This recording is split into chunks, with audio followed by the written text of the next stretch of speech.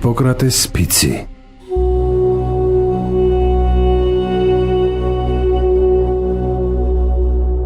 ფიცავ აპოლონ მკურნალსა, ასკლეპიოსსა, ჰიგიენასა და პანაცეას და ყველა ღმერთსა და ქალღმერთსა, მოწმეება თუ რაცხრა მათ, რომ კეთილსინდისიერად, ჩემის ძალღონისა და ჩემის მიხვედრილობის შესაბამისად, აღვასრულო ქვემორე აღთქმა და წერილობითი ვალდებულება.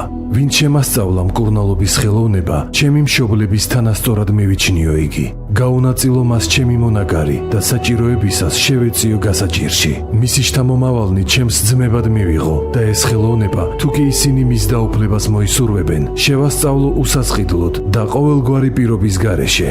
რჩევადარიგებანი, ზეპირი გაკვეთილები და ყოველივე დანარჩენი მოძღვრებისა, ვამცნო ჩემს ძედ ჩემი მასწავლებლისა და მოწაფეებსაც, რომელნიც შეკრულნი არიან ვალდებულებითა და ფიცითა საექიმო კანონისა და კვალობაზე და არავის ვამცნო სხვას. ჩემი ძალღონისა და მიხედულობის შესაბამისად, მხოლოდ და მხოლოდ სასარგებლო განწესება დაუდგინო ავადმყოფს და ავერიდო ყოველგვარ ვნების მიყენებას და უსამართლობას. არ მივცე არც ერთ მთხოვნელს მომაკვდინებელი საშუალება და არცა გზა ვასწავლო ასეთი ზრახვის შესრულებისა. ასევე არ მივცე არც ერთ ქალს მუცლის მოსაშლელი პესარიუმი. სპეტაკად და უმციკლოდ მოვიხმარო ჩემი ცხოვრება და ჩემი ხელოვნება, რომელ სახლშიც შევიდე, მხოლოდ ავადმყოფის სასიკეთოდ შევაღო ამ სახლის კარი და არ იყოს გულსა ჩემსა წინა განზრახვა, უმართებულობა და ავისურვილი. მით უმეტეს ზრახვანი სამიჯნურონი ქალთა მიმართ და რუშობის ნდომა კაცთა მიმართ, არცა აზატთა და არცა მონათა მიმართ. ოდეს მკურნალობის ჟამს ან თუ სხვა დროს ყური მოკრა ან დავიხილო რაიმე კაცთა ცხოვრებიდან, რაიცა არ უნდა იქნეს გამჟღავნებული, საიდუმლოდ მივიჩნიო და არავის გავუმხილო იგი. და მე განუხრელად შემსრულებლისა ფიცისა, ბედნიერება მხვდეს ცხოვრებაში და ჩემსახელოვნებაშიც და მადიდონ კაცთა უკუნითი უკუნისამდე, ხოლო უკეთუ დავარღვიო ფიციან და ცრუ აღთქმა დავდო, პირ უკუ მომეგოს მე.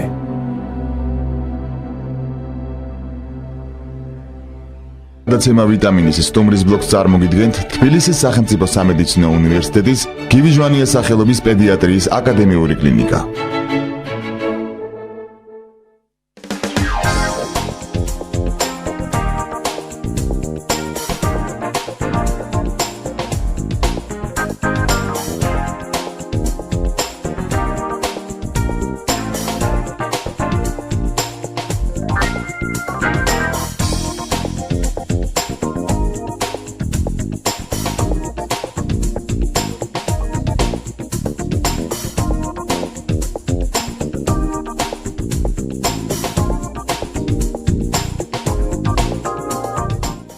მაშასე მეგობრებო, დილის გადაცემის დილის სტუმრის დრო დადგა ჩვენს ტალღაზე FM 103 და მე ვფიქრობ, რომ ჩვენმა ერთგულმა მსმენელმა, ჩვენმა საზრიანმა მსმენელმა მათ აი ამ ორ განმარტებას შორის შესაძლებელია ტოლობის ნიშანის დავსვათ, შესაძლებელია არ დავსვათ და ვინცლოც დღეს პირველად გვისმენს და ამ ძალიან ბევრჯერ მოისმინა სიტყვა განწყობა და გუნება განწყობა. მე ანონსის სახით ისიც ვთქვი, რომ შეიძლება თუ არა ამ ორ ტერმინს შორის ტოლობის ნიშნის დასმა, ამაზე ოდნავ მოგვიანებით ვისაუბრებ მეთქი, მაგრამ რის თქმა მინდა, ყველა შემთხვევაში, როდესაც ადამიანი აი ამ ტერმინს ახსენებს, განწყობას, ყოველთვის დარწმუნებული ვარ, პირველი ასოციაცია ეს არის ასოციაცია იმასთან, რომ ჩვენს გუნება განწყობაზე ვსაუბრობთ, რომ შევინარჩუნოთ იგი მაქსიმალურად კარგ მდგომარეობაში, იყოს მაქსიმალურად პოზიტიური და შესაბამისად ყველაფერი ეს კარგი, არის კარგი პოზიტივის და კარგი მომავლის მომტანი.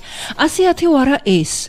მე ასე ვიტყოდი, რომ დღევანდელ დილას, როცა ჩვენ პარასკევობით ვცდილობთ მაქსიმალურად იყოს განმუხტული და შემზადება გავაკეთოთ შაბათ-კვირისთვის ჩვენი მსმენელის, ძალიან სერიოზული თემა ავირჩიეთ სასაუბროდ და რა თქმა უნდა ახლა დროა, რომ წარვადგინო ჩემი დილის სტუმარი, რომელიც სულ ცოტა ხნის წინ სტუმრობდა MedFM-ს, ჩვენს სტუდიას და ჩვენს დილის გადაცემას და ძალიან მალე დაგვებრუნდა ჩემდა სასიხარულო და დაგვებრუნდა ძალიან საინტერესო თემით.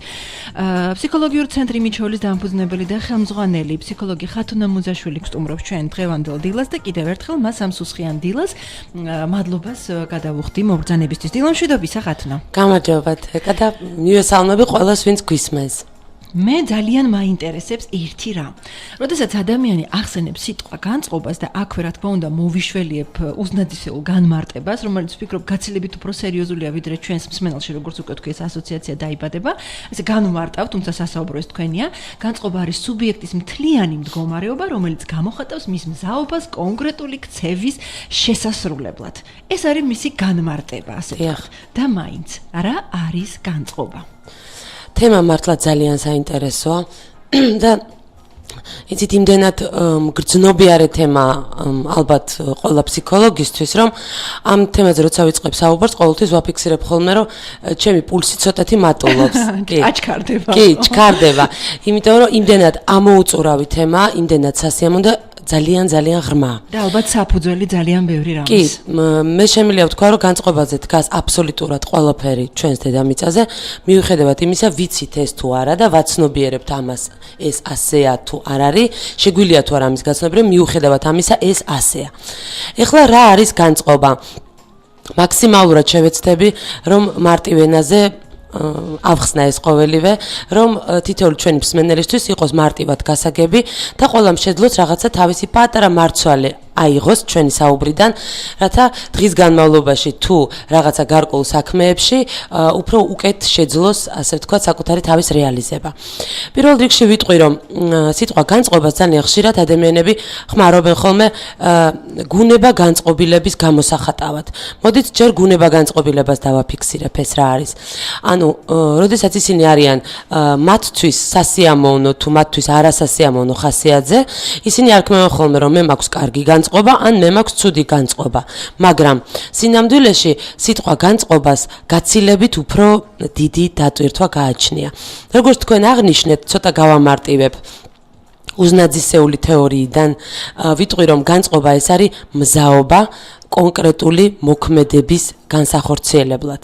ანუ ეს ნიშნავს, რომ ნებისმიერ დროს, როცა თითოეული ჩვენთაგანი რაიმე ფიზიკურ მოქმედებას ანხორციელებს, მას აუცილებლად საფუძვლად ედო განწყობა. ანუ ნებისმიერი ჩვენი ფიზიკური მოქმედება, თქვენ დილით მიირთმევთ ყავას, წაბრძანდებით სამსახურში, მობრძანდებით სამსახურში, ნებისმიერი ფიზიკური მოქმედება არის განწყობის შედეგი. მაგრამ იქიდან გამომდინარე, ჩვენ ამას ვერ ვაცნობიერებთ. განწყობა შეიძლება იყოს გაუცნობიერებელი და გაცნობიერებული. ანუ ასე რომ ვთქვათ, უაზრო, ანუ ჩვენი აზრის დატანების გარეშე და აზრიანი ჩვენი აზრის დატანებით. აქედან გამომდინარე, როდესაც განწყობაზე არის საუბარი, აქ არის საუბარი წარმატებაზე, წარუმატებლობაზე, პირადი ცხოვრების აწყობაზე, შრომის უნარიანობის გაუმჯობესებაზე, ბიზნესის სტრატეგიულ დაგეგმაზე, აი აბსოლუტურად ყველაფერი, რაც დედამიწის ზურგზე მოითხოვს გარკვეულ მოქმედებებს განსახორციელებლად, ყველაფერს უდევს საფუძვლად განწყობა. გეთანხმებით ნამდვილად, იმიტომ რომ აი ზუსტად სუსხიანი დღეები გვაქვს ხო გარეთ და ჩემმა უმცროსმა შვილმა ერთხელ მკითხა მახსოვს, რომ გცივა და მე ვთქვი რა თქმა უნდა, მე არ მცივა. მე ვთქვი როგორ შეიძლება ხა არ გციოდეს, თან გარეთ ვიყავით, ხა არ ვიძახი სახლის პირობებში. და ხელი დაიდო ეს შუბლზე, რომ განუმარტო უფრო ჩვენს მენელს, რომელიც ვერ გხედავს. საფეთქელთან მიიტანა საჩვენებელი თით და მითხრა, აი აქ არ უნდა გციოდეს და მე არ შეგცივდება. მართლა პირი დამჩაღია, იმიტომ რომ ხა ამბავს განწყობის თეორია საერთოდ მისთვის აბსოლუტურად უცხოა, მაგრამ რაღაცა ეს ალბათ ნიშნავს იმას, რომ როცა დავსვამ კითხვას თუ როგორ იქნება ეს განწყობა, იგი გააზრებულად თუ თავისით, ეს არის ნათელი მაგალითი თავისით წარმოშობილი განწყობის, არა? მაშინ როგორ იქნება ეს განწყობა? ჩვენ უნდა მივეხმაროთ მას, ჩვენ აუცილებლად უნდა მივეხმაროთ, მაგრამ თუ არსებობს ის, რომ აი ეს განწყობა მოდის შიგნიდან. აქვე ბიზნესი ახსენეთ თქვენ და გნებავთ აი რაღაცა როცა ადამიანი, მე არ მინდა მოსახლეობას მივაყენო რაღაცა გულისტკინე, მაგრამ ძალიან აი დავყოფ ესე, სულ 50% არ მინდა ხა გავწირო პესიმისტური განწყობისთვის, მაგრამ ძალიან ბევრის გამსმენია, როცა იწყებს რაღაცას, ვინ მომცა ამის ბედი. ეს უკვე წინასწარი განწყობაა საქმის ჩავარდნისთვის, ხო მართალია? რატო ეხლა იწყებ? რატო ასეთი დეფინიცია, ხო? კი ბატონო, და იცით, ხან ხანდახან ადამიანებს, როდესაც ვუხსნით და მოგიხსენებათ, რომ ფაქტიურად თბილისში 8 წელია ყოველ დღე და დღეში რამდენჯერმე ტრენინგს რო ვატარებ, რა თქმა უნდა, როგორც ყველაფერი ამ დედამიწაზე, ჩემი ტრენინგების დგას განწყობაზე და ფსიქოლოგის უმთავრესი მიზანია შექმნას ადამიანში შესაბამისი განწყობა. და თავიდან, როდესაც ადამიანს უხსნი, რომ იცით, როდესაც განწყობას შექმნით, ყველაფერი კარგად იქნება, მოდის ესეთი ხოლმე ძალიან ასე ვთქვათ, არ მინდა ცუდი სიტყვა ვიხმარო, პრიმიტიული მაინც გამოვიდა. იმიტომ რომ რეალური სახელია.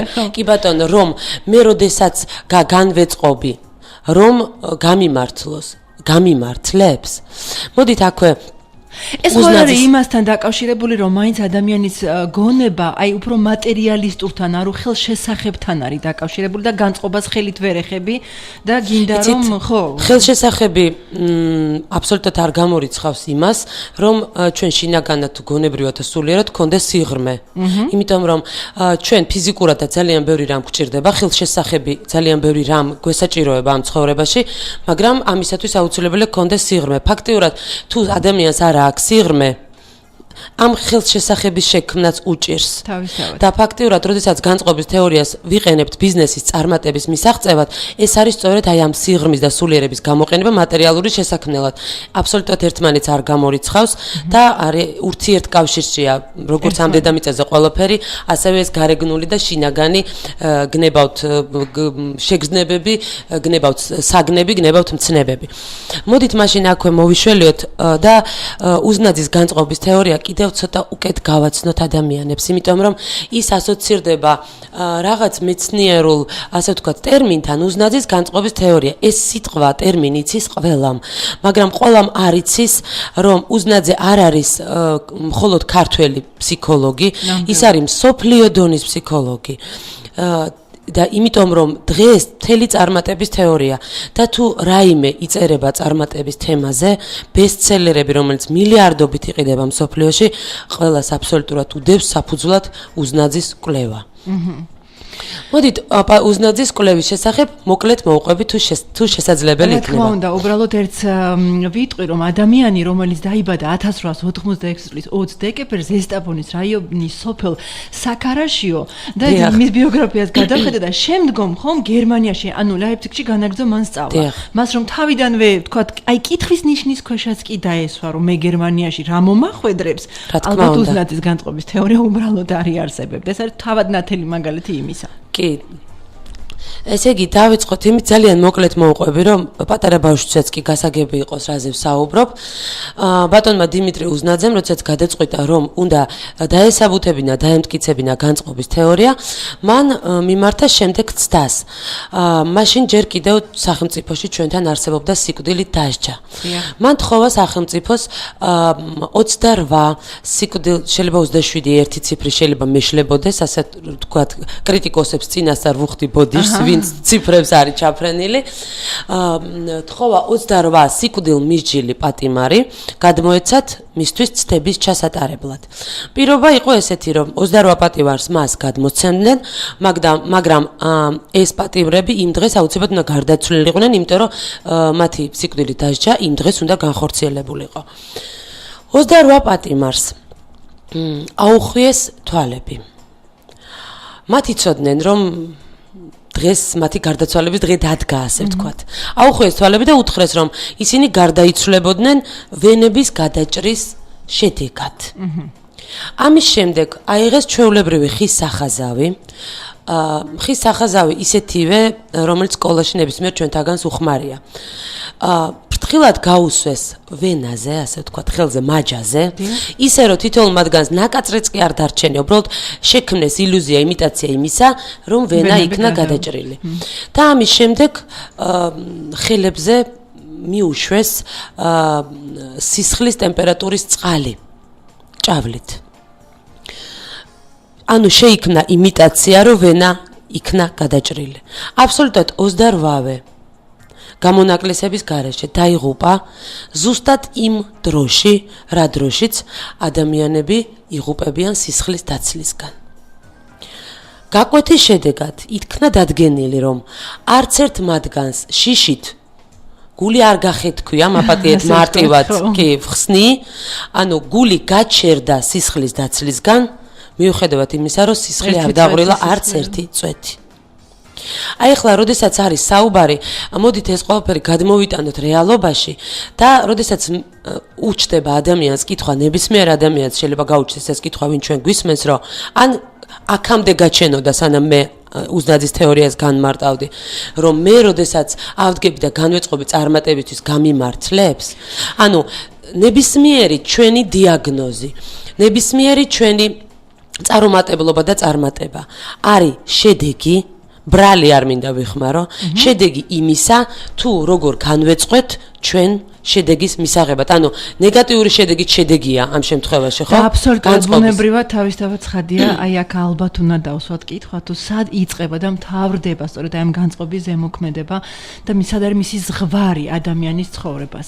თქვენ პრინციპში გაეცით პასუხი, მაგრამ ალბათ ეს კიდევ უფრო გასარცობი თემაა. სად არის ეს? კი ბატონო, მოდით ფაქტიურად ზღვარი არსებობს გარკვეული ზღვარი და ფაქტიურად ზღვარს ალბათ მე გავავლებ იმ განწყობას შორის, რომელიც იქმნება მექანიკურად და ჩვენი არ არის. ასე ვთქვათ, არის თავს მოხვეული და აქედან დავიწყო და მივიდეთ იქამდე, თუ როგორ შეუძლია ადამიანმა თვითონ შექმნას თავის განწყობა. მივიდეთ.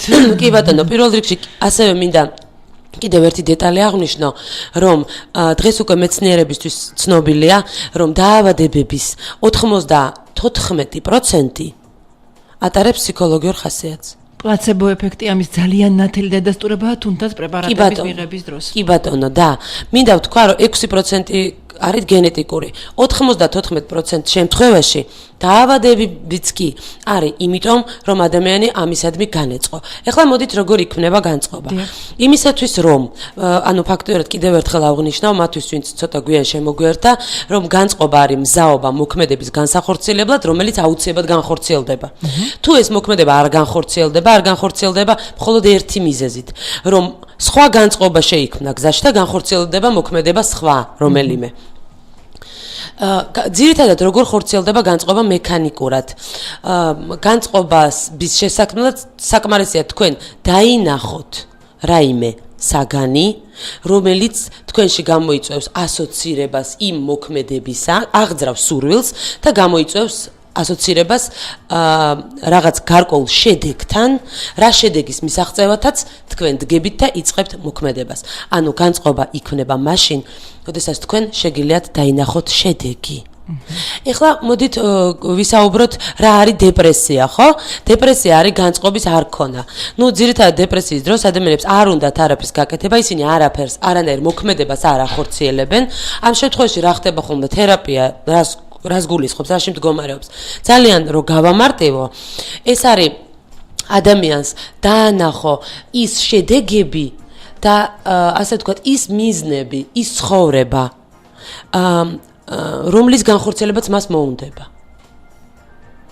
ანუ, როდესაც დეპრესანტ ადამიანს კვალიფიციური ფსიქოლოგი ესაუბრება და მას შეუძლია ხატოვნად დაუსახოს მისი მომავალი, ფაქტიურად დეპრესიის 50% უკვე აღარ არსებობს. თუმცა ერთ დავამატებდი, დეპრესიულ ადამიანებს ძალიან ერთი მნიშვნელოვანი რამ ახასიათებთ. აი როგორ გითხრათ, თითქოს და აი გნებავთ ფსიქოლოგი, გნებავთ ნევროლოგი, გნებავთ ფსიქონევროლოგი, გნებავთ ფსიქოთერაპევტი, ხო, მასთან საუბრისას რას ცდილობს, რომ იმის მდგომარეობიდან გამოიყვანოს. ის თავისი ინიციატივით ძალიან ეჭიდავება დამხმარე ადამიანს და რატომღაც არ ვიცი, სურვილია თუ ეს არის დაავადების ერთ-ერთი ხაზი და სიმპტომატიკა, იმიტომ რომ ნუ გავექცევით იმას, ან დეპრესია ეს არის დაავადება ნამდვილად და საკმაოდ სერიოზული და რა ის რომ მე დღეს თქვა თუ შემცივდა ან გუნება ვიღაცა მარდა მირეკა და დეპრესიაში ჩავარდი, ეს დეპრესია ნამდვილად არ არის და ღმერთმა გაშოროთ ყველას. აი მაინც აქ დეპრესიულ ადამიანს ცდელობა დარჩეს იმ ძველში. უფრო მეტად ვიდრე თქვა წაყვეს მის დამხმარე. კი ბატონო, იცი გამოვიდები რომ კი დეპრესია არის დიაგნოზი, მაგრამ მე მგონი მედიცინაში უფრო გამოუვალი ვიდრე ადამიანი გარდაიცვალა არაფერი არ არსებობს და ჩვენ აქ ვისაუბრეთ საკითხზე, ანუ უზნაძის განწყობის თეორიიდან გამომდინარე, რომ ადამიანი დეპრესიიდან გამოვიდა კი არა, ცარიელ ადგილზე გარდაიცვალა, იმიტომ რომ განწყობა შეიქმნა. თავისთავად, უბრალოდ როგორ ვქნათ, რომ მათ ეს ერთ-ერთი სიმპტომატიკა გაუქარწყლოთ, ასე ვთქვათ, რომ სურვილი დაბრუნებისა იყოს ისე ვის მის დეპრესიულ მდგომარეობაში. კი ბატონო, როდესაც ძირითადად თერაპია ხდება, ხოლმე კიდევ ერთხელ განმარტავ, სამწუხაროდ მე ძალიან ბევრი ფსიქოლოგისგან მომისმენია, რომ რაღა დროს უზნაძის განწყობის თეორიაა. ანუ ფაქტიურად სიბრძნე რას გულისხმობს თავის თავში? ადამიანი ბრძენი ნებისმიერ ასაკში და პროფესიონალი. ის უნდა აერთიანებდეს თავის თავში ყველაფერ იმას, რაც ადრე იცოდა და ყველაფერ იმას, რაც თავისი, ასე ვთქვათ, მოღვაწეობის განმავლობაში შეიძინა. მოგეხსენებათ, რომ გენიალური ადამიანები ნებისმიერ პროფესიაში, არა მარტო მედიცინაში, არიან ერთეულები. სამწუხაროდ მასა ვერ იქნება გენიალური. თავისთავად. კი, აქედან გამომდინარე, თუ ვისაუბრებთ იმაზე, რომ ადამიანი თავის დეპრესიას ეჭიდება, თუ დავიწყებთ განწყობის თეორიიდან გამოვალთ და მოვალთ 21 საუკუნის მიღწევებამდე, მე თქვენ ზუსტად გეტყვით, რომ 4 დღე სრული პასუხისგებლობით ვაცხადებ, არის აბსოლუტურად საკმარისი იმისთვის, რომ ადამიანი გამოვიდეს მდგომარეობიდან და თუ სწორად იქნა გამოყვანილი პირველი დღიდან 10 დღემდე მუშაობა აბსოლუტურად საკმარისია, რომ ის მეორედ იქ აღარ დაბრუნდეს. აღარ მოუნდეს იქ დაბრუნება. ესეც აქ უნდა შეიქმნას გარკვეული განწყობა, რომ მას იქ დაბრუნება აღარ მოუნდეს. ანუ ერთი ადამიანის გამოყვანა, მეორე რაღაცა მყარი საფეხურის შექმნა, რომ იგი, ასე ვთქვათ, ფსიქოლოგის გარეშე იყოს კარგად და არა ყავარჯენივით ყავდეს ფსიქოლოგი და ყოველ წამს ურეკავდეს მას. და ეს არ არის გამოსვლა. კი, მესამეა რომ ის კარები, საიდანაც ის გამოვიდა, ერთხელ და სამუდამოდ დაიხუროს. კი, თუ ჩვენ განწყობის თეორიით ხელმძღვანელობთ, ეს არის ძალიან მარტივი. და ზოგადად ყველაფერ გენიალურს ხო ძალიან მარტივი ახსნა ჭირდება. მარტო განწყობის თეორია ყოფნის აბსოლუტურად ყველაფერს. და ანუ შეგვიძლია კი გამოვითავოთ უამრავნაირად. ეხლა აქვე თუ შეიძლება ეკა აღნიშნავ პატრიარქის გადაგებას თუ შეიძლება. აუცილებლად მინდა რომ ამ თემას შევეხოთ, იმიტომ რომ აი ძალიან დიდი მოხმაურება პოვა და ძალიან ყველა მისი ქადაგება, ყველა მისი სიტყვა პრაქტიკულად ეს არის იმ რეალობიდან გამომდინარე, ხო ცხადია რა საზოგადოებაშიც ვარსებობს. რამდენად შესამჩნევი გახდა ეს ყველაფერი, რომ ხაზგასასმელი იყოს, რომ სათქმელი იყო და მოსაწოდებელი იყო. მე აღარ ავიღებ ამას ჩემს თავზე, უბრალოდ თქვენ დაგითმობთ ეთერს და თქვით რა იყო პატრიარქის მოწოდება და როგორ უნდა უპასუხოს ამას ამ ყველაფერს ხალხმა. პატრიარქის მოწოდებაში, ასე ვთქვათ, გაიჟღერა ქადაგების დროს ესეთმა დავალებამ, რომ მან დავალება მისცა მრევლს და ანუ ვინც ესწრებოდა ამ ქადაგებას, რომ მათ დაეწერათ ნაშრომის სახით, როგორ შეიძლება განწყობის თეორია გამოვიყენოთ შრომის უნარიანობის ასამაღლებლად. იცით რა, ცოტა რთული გასაგებია ადამიანისთვის, ვინც არ იცის რა არის განწყობის თეორია. და სინამდვილეში დავალება არ იყო მარტივი. მაგრამ შემდეგ ქადაგებაზე, როცა მან დამსწრებს მოთხოვა შესრულებული დავალება, აღმოჩნდა, რომ ეს დავალება არავის არ ქონდა შესრულებული. მაგრამ იცით რა, დანაშაულის შეგრძნება ალბათ თითოეულ იქ მყოფს არ უნდა ქონდეს, იმიტომ რომ ის რაც პატრიარქმა თქვა და ის რაც პატრიარქმა მოითხოვა. ეს არის ფაქტიურად მარტივად ამბობს ეს ადამიანი ძალიან ჩვეულებრივად და ეს ყველაფერი მარტივად ჟღერს, მაგრამ მე სულ ვაკვირდები მის ქადაგებებს და მინდა გითხრათ, რომ სოფლიოს, ასე ვთქვათ, მიღწევები ფსიქოლოგიაში, სოფლიო ბესტსელერების თემებს ეს ადამიანი ყოველთვის პარალელურად მიყვება და ეხმაურება. რამდენი ხანია ჩემი ოცნება არის პრაქტიკული გამოყენებითი ფსიქოლოგიის კათედრის გახსნა საქართველოში. და დღემდე ის არ არის. ის არ არის. ის რაც პატრიარქმა ითხოვა ქადაგებაში. პრაქტიკულად ეს ფაქტიურად არის კი პრაქტიკული ფსიქოლოგიის კათედრის გახსნა. იმიტომ რომ ამ ნაშრომის დაწერა და ძალიან დიდი ხანია ვფიქრობ, რომ მინდა რაღაცა პატარა განმარტება წიგნივით დავწერო უზნაძის განწყობის თეორიიდან გამომდინარე, რომ ეს იყოს პოპულარულ ენაზე ყველასათვის გასაგები. იმიტომ რომ მოგეხსენებათ ტერმინოლოგიიდან გამომდინარე, უზნაძის განწყობის თეორიას ძალიან ბევრი ადამიანი ვერ აიღებს და ვერ გადაიკითხავს. ნამდვილად გეთანხმებით. როგორი სურვილიც არ უნდა მიზა კონდეს მას და გარდა ამისა კიდევ აუცილებელია იქ იყოს ძალიან მარტივი მიწიერი პრაქტიკული მაგალითები, იმიტომ რომ ეს ანალიზის უნარი ფსიქოლოგიური კუთხით ეს კიდე ცალკე თემაა და ყველა ადამიანი არ არის ვალდებული რომ ეს ანალიზის უნარი კონდეს. ამიტომ პოპულარული დაწერილი სამეცნიერო ასე ვთქვათ ნაშრომი გამარტივებული უნდა აძლევდეს ადამიანს საშუალებას რომ მისი ანალიზის უნარი ამუშავდეს თუ ესა თუ ის ინსტრუმენტი ასე ვთქვათ განწყობის თეორია როგორ გამოიყენოს მან ცხოვრების ყველა საკითხში ნებისმიერ საკითხში. აქედან გამომდინარე ძალიან დიდი ხანია ვფიქრობ ამ წიგნის დაწერაზე, ნუ ნაშრომი ცოტა ხმამაღალია და იმდენად მენიშნა ეს პატრიარქის გადაგება, რომ გადავწყვიტე ეს დავიწყო ამის წერა. მინდა გითხრათ, რომ ეს არ არის მარტივი, არ იქნება მარტივი, მაგრამ მე ვფიქრობ, რახან ესეთი დავალება უკვე არსებობდა კურთხევის სახით, რომ პატრიარქმა ითხოვა, ეს კიდევ ცალკე მომცემს ამ ყველაფრის ძალას, რომ ეს ყველაფერი დავიწყო და სათანადო დონეზე მივიყვანო, ასე ვთქვათ, ბოლომდე. ეხლა რაც შეეხება განწყობის თეორია შრომის უნარიანობის ასამახლებლად. მინდა გითხრათ, რომ უკვე მე რამდენი წელია ჩემი ტრენინგ ცენტრი ატარებს ესეთ ტრენინგებს, რომელსაც ქვია, ასე ვთქვათ, გაყიდვების ეფექტური მართვა და мотиваცია. ნუ ამ წუთში ეს ტრენინგი გათვლილია უშუალოდ იმ ადამიანების შრომის უნარიანობის ასამაღლებლად, ვინც მუშაობენ ვაჭრობის სფეროში და უშუალოდ აქვთ ურთიერთობა კლიენტებთან. მაგრამ აი ამ ტრენინგს ფრჩხილებში განმარტებად უწერია განწყობის თეორია შრომის უნარიანობის ასამაღლებლად. და ამიტომ იმდენად მე სიამოვნა, რომ მაშინ, როდესაც მე შევდივარ, თქვათ, ჩემს კლიენტთან, კორპორაციის ხელმძღვანელთან და მისთვის მიწევს ძალიან დიდ ხანს მიწევს ახსნა, რომ ეს ტრენინგი შრომის უნარიანობის ამაღლება განწყობის თეორიის ხარჯზე, ეს არის უმთავრესი კომპონენტი იმისთვის, რომ ადამიანი იყოს წარმატებული, რომ ადამიანმა ასიამოვნოს, ასე ვთქვათ, კლიენტს და რომ ადამიანი ზოგადად კომფორტულად გრძნობდეს საკუთარ თავში თავს. მან იპოვოს საკუთარი პიროვნება, საკუთარივე თავში. და როდესაც ამის ახსნა იყო ცოტა რთული, იმიტომ რომ ძირითადად ტრენინგები ტარდება ხოლმე ძალიან მარტივი, ან ორჯერ შემოვიდა კლიენტი, როგორ უნდა უთხრათ გამარჯობა, როგორ უნდა შევიდეთ საუბარში, როგორ შევთავაზოთ, როგორ გამოვიდეთ საუბრიდან. მაგრამ აი განწყობის თეორიაზე იშვიათად ხდებოდა ხოლმე აქცენტირება, კი. ფაქტიურად ამ ძალა მომცა პატრიარქის გადაგებამ, რომ ეს სწორი მიმართულებაა. საერთოდ მივდივართ. ეხლა რა არის განწყობის თეორია შრომის უნარიანობის ასამაღლებლად და როგორ შეიძლება ავიმაღლოთ შრომის უნარიანობა? შემიძლია მარტივადაც ვთქვა, თქვენი შრომის უნარიანობა ამაღლდება, როგორც კი თქვენ შეძლებთ მოსალოდნელი შედეგი წარმოიდგინოთ. მაგრამ ეს ესე მარტივად შეიძლება ყოველთვის არ იყოს გასაგები. როდესაც ადამიანი იწყებს გარკვეულ სამსახურს, ან იწყებს სამუშაო დღეს, ხო? უნდა იყოს აუცილებლად გათვლილი, გააზრებული უნდა კონდეს მას, რატომ მუშაობს ის ამ სამსახურში და რა მიზანი აქვს ამ სამსახურიდან, რას ელის. ესე იგი, რას ელის უნდა იყოს გაწერილი ფაქტიურად ერთი კვირის მიზანი, ერთ კვირაში რა შეუძლია მიიღოს მან, თუნდაც იცით რა იქ უზრუნველყოს თავისი ოჯახის წევრების, თქვათ, სითბო, კვება, მეუღლესთან ერთად კინოში წასვლა. ერთი თვის შედეგად რა შეუძლია მიიღოს მან ამ სამუშაოსგან, ერთი წლის შედეგად და ორი წლის შედეგად. ეხლა ამას ქვია უკვე ეს ცალკე ტრენინგია, როგორ დავსახოთ მიზანი. მაგრამ როდესაც მუშაობთ, გნებავთ კორპორაციებში, გნებავთ ბიზნესის სტრატეგიული დაგეგმარება, ეს არის მიზნების დასახვა, გნებავთ ადამიანი, რომელსაც აქვს დეპრესია. ნებისმიერ შემთხვევაში ხდება პირველ რიგში მიზნების დასახვა და გაწერა.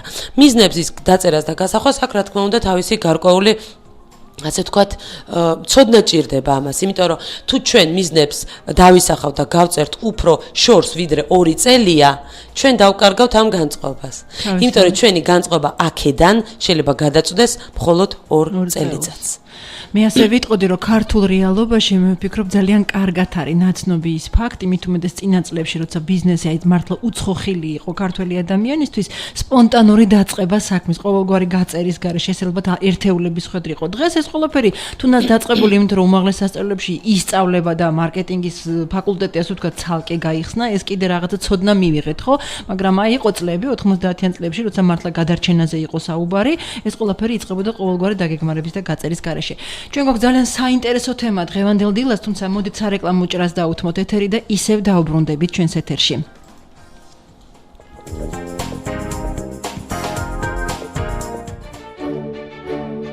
დილის გადაცემა ვიტამინის სტუმრის ბლოკს წარმოგიდგენთ თბილისის სახელმწიფო სამედიცინო უნივერსიტეტის გივი ჟვანიას სახელობის პედიატრიის აკადემიური კლინიკა.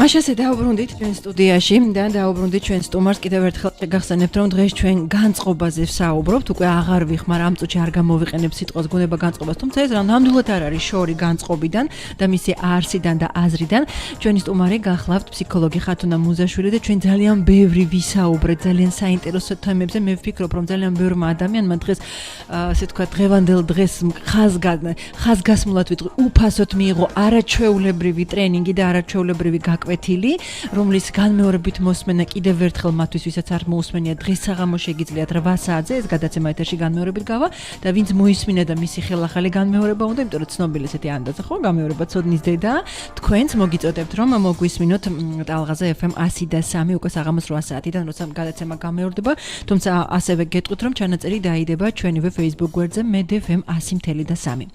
განვაგრძობთ მართალია დრო ილება, მაგრამ განვაგრძობთ ამ თემაზე საუბარს და აუცილებლად მინდა მედიცინის კუთხითაც შევეხო ამ თემას და რატო?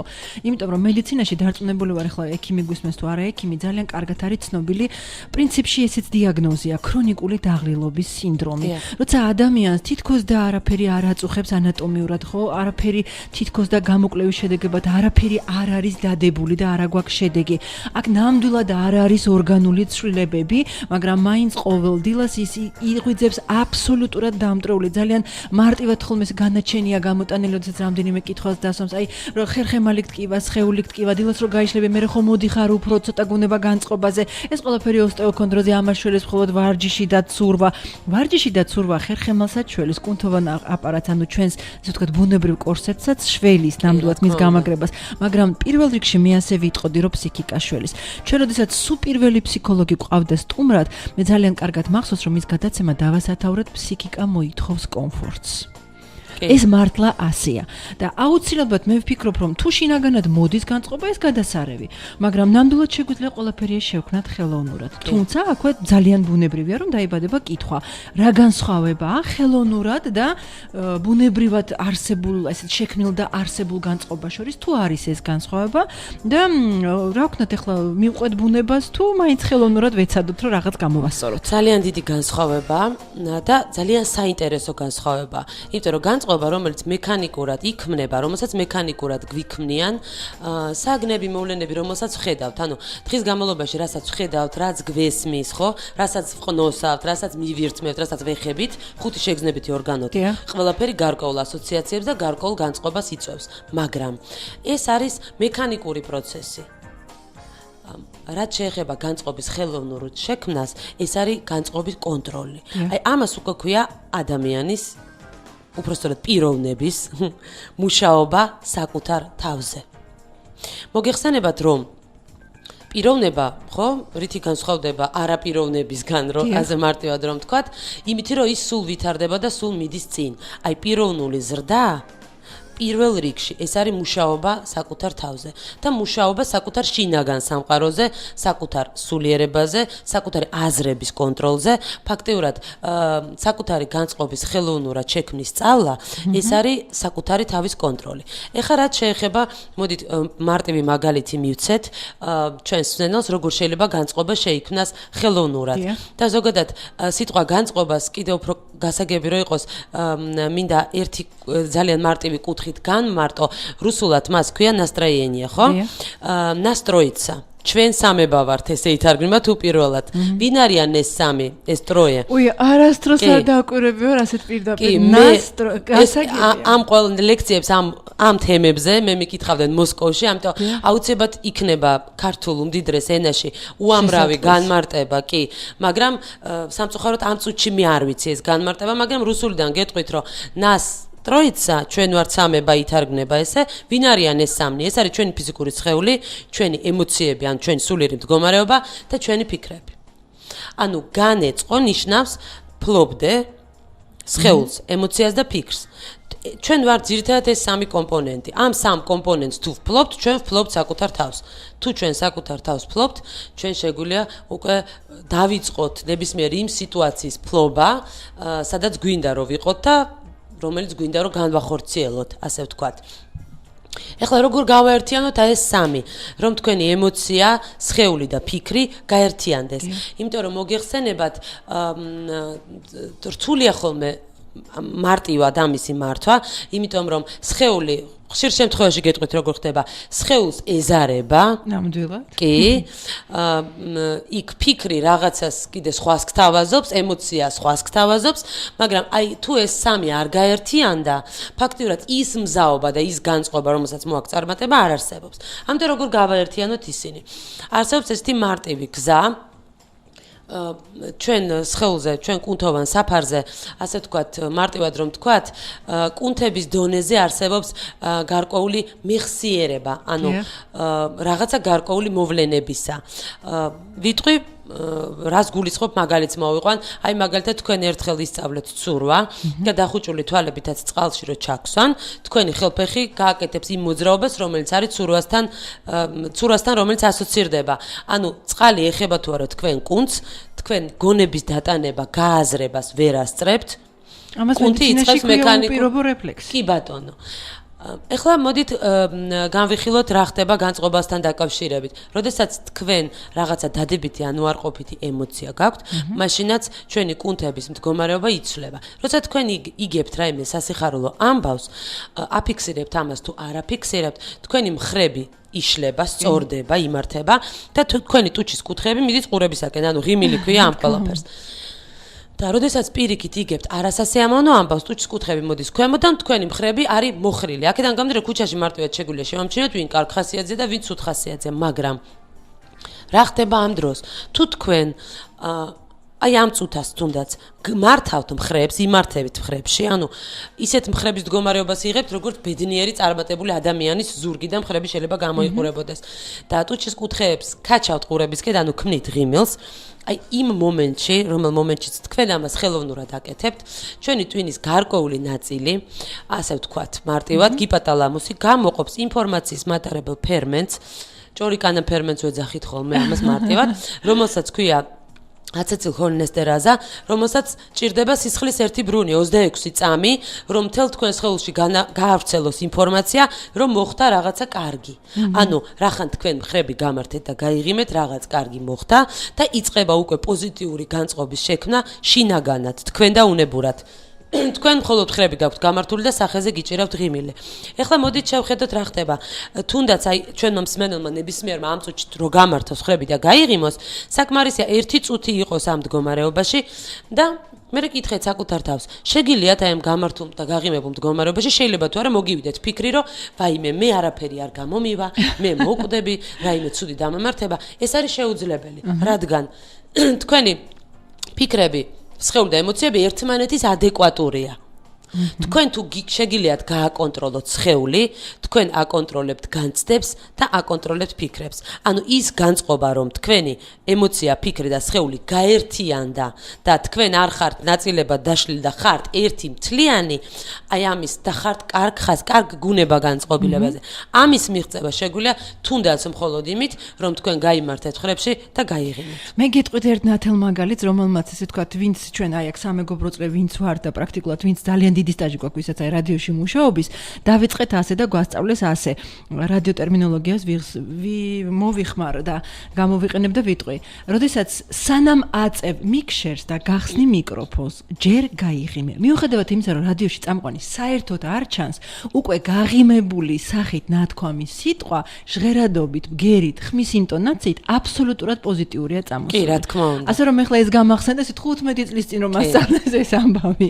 აბსოლუტურად გეთანხმებით ამაში. ეხლა რითი განსხვავდება ის განწყობა, თქვენ წახვედით სადმე იუმორისტულ საღამოზე, ისედაც იქ ბევრი გაცინეს, ხო? კარგ ხასიათზე დადექით და მეორე, არ იყავით კარგ ხასიათზე, გაიმართეთ მხრებში და ხელოვნურად შექმნით განწყობა.